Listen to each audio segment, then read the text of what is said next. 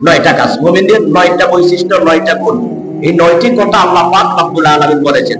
যদি 9টা কথা কেউ মানে, এই 9টি গুণ অর্জন করে, আল্লাহ পাক রব্বুল আলামিন তাদেরকে জান্নাতের সুসংবাদ দিচ্ছেন। কোন সুবহানাল্লাহ। 1 নম্বর বৈশিষ্ট্য, 1 নম্বর গুণ হচ্ছে আত-তাইবু। সে তওবাকারী হবে। কি? তওবা। গুনাহ করেছে, অপরাধ হয়ে গেছে, গুনাহ হয়ে গেছে, শয়তানের ধোঁকায় গুনাহ করে ফেলেছে। আল্লাহর কাছে যদি তওবা করে, আল্লাহ গো গুনাহটা হয়ে গেছে আমার, আমি আর এই গুনাহ করব না, আমি আর ভুল করব না, আল্লাহ তুমি আমার গুনাহ maaf করে দাও, আল্লাহ পাক রব্বুল আলামিন গুনাহ maaf করে দিবেন। 9টি গুণ। 1 নম্বর হলো তওবাকারী, আত-তাইবুন, যে তওবা করে, গুনাহ থেকে তওবা করে। 2 নম্বর বৈশিষ্ট্য হলো আল-আবিদুন, আল্লাহর ইবাদত করে, তওবা করার পরে আল্লাহর ইবাদত করে, ইবাদতে মগ্ন থাকে। ইবাদত শুধু মসজিদে ইবাদত করে না, সর্বক্ষেত্রে আল্লাহর ইবাদত করে। 3 নম্বর হলো আল-হামিদুন, সর্ব অবস্থায় আল্লাহ তাআলার প্রশংসা করে। 4 নম্বর গুণ হলো আস-সাইহুন, এবং সে রোজা পালন করে। এটার আরেকটি অর্থ হলো সিয়াহাকারী। আসতেছে পড়ে 2টা অর্থ, একটা হলো রোজা পালনকারী, আরেকটা হলো আল্লাহর দিনে, আল্লাহর রাস্তায় সর্ব অবস্থায় সে দাওয়াতে রত থাকে। কোন সুবহানাল্লাহ। কারণ আরেকটি অর্থ হলো সাঁতার কাটা। একটি মানুষ সাঁতার কাটতে গিয়া তার 2টি পাও এবং 2টি হাত, সমস্ত অঙ্গকে নাড়াচাড়া করতে হয়, ঠিক না বেঠিক? যদি 2টি হাত ছেড়ে দেয় তাহলে তলিয়ে যাবে, হারিয়ে যাবে, নদীর তলায় পড়ে যাবে, ধ্বংস হয়ে যাবে, ঠিক না বেঠিক?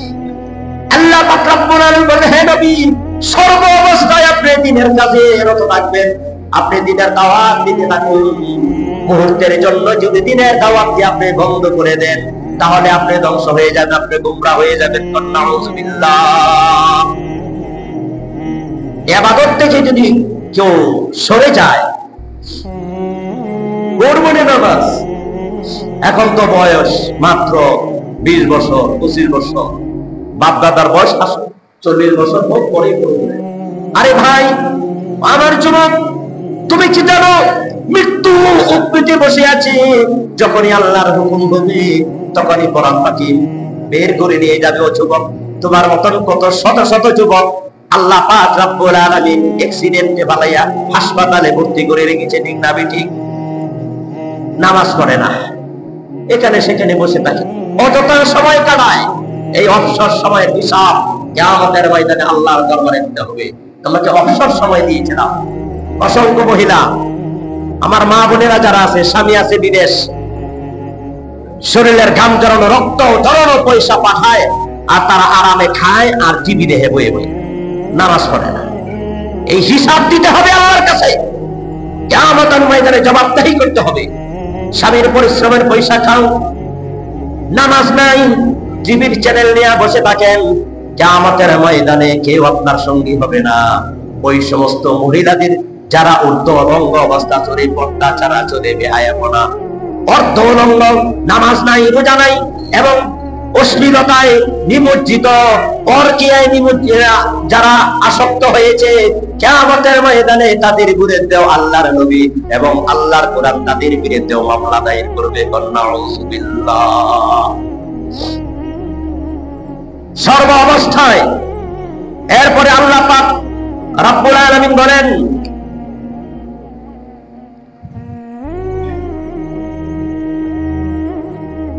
আস-সাইহুন, সিয়াহাকারী, সর্ব অবস্থায় যারা আল্লাহর রাস্তায় দাওয়াত এবং রোজা পালন করে। আর রাকিউন, যারা রুকু করে। আস-সাজিদুন, যারা সিজদা দেয়। আল-আমিরুনা বিল মারুফ, যারা প্রকাশ্যে সৎ কাজের আদেশ দেয়।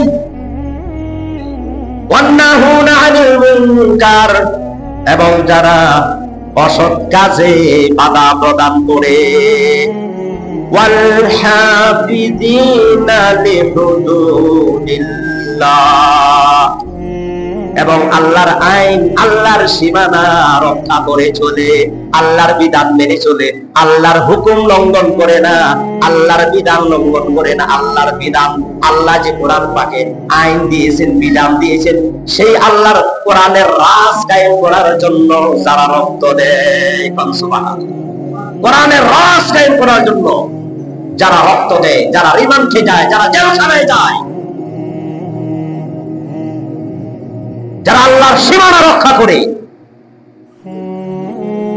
ওয়াল হাফিযিনা লিহুদুদিল্লাহ, এরপরে বলছে ওয়াবাশশিরিল মুমিনিন। আল্লাহ পাক রব্বুল আলামিন বলেন, ওই সমস্ত লোকদেরকে হে নবী আপনি সুসংবাদ দিয়ে দেন, ওই সমস্ত লোকদের জন্য সুসংবাদ।